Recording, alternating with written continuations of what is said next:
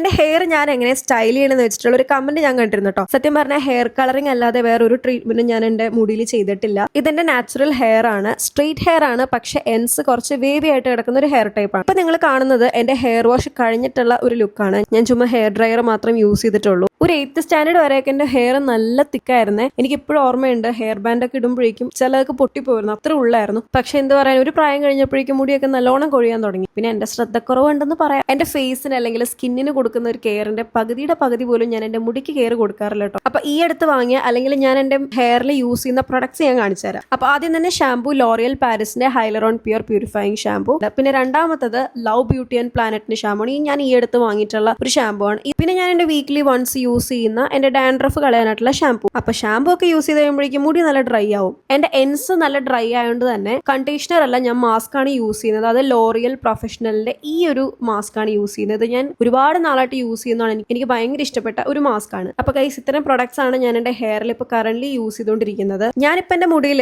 ആകെ യൂസ് ചെയ്യുന്ന ഒരു ടൂൾ എന്ന് പറഞ്ഞിട്ടുണ്ടെങ്കിൽ ഈ അർബൻ യോഗന്റെ മേക്ക് മീ ബോൾഡ് എന്ന് പറഞ്ഞിട്ടുള്ള ഹെയർ സ്റ്റൈലർ ആണ്. ആൻഡ് യൂസ് ചെയ്യുന്നതിന് മുന്നേ തന്നെ ഹെയർ പ്രൊട്ടക്ടിങ് സിറമോ അല്ലെങ്കിൽ സ്പ്രേ എന്തെങ്കിലും അടിച്ചു കൊടുത്തിട്ടാണ് ഹെയർ സ്റ്റൈൽ ചെയ്യുന്നത് കേട്ടോ. എന്റെ മുടി ഓൾറെഡി സ്ട്രെയിറ്റ് ആയതുകൊണ്ട് ഒത്തിരി നേരം ഹീറ്റ് കൊടുക്കേണ്ട ആവശ്യമില്ല. കുറച്ച് നേരം കൊണ്ട് തന്നെ ഹെയർ സെറ്റ് ആവാറുണ്ട് കേട്ടോ. വീഡിയോ ഇഷ്ടമായാൽ കമന്റ് ചെയ്യാനും ലൈക്ക് ചെയ്യാനും മറക്കണ്ട. അപ്പൊ ഗൈസ്, അത്രേ ഉള്ളൂ. ഇനി അടുത്ത വീഡിയോ കാണാം. Okay, by.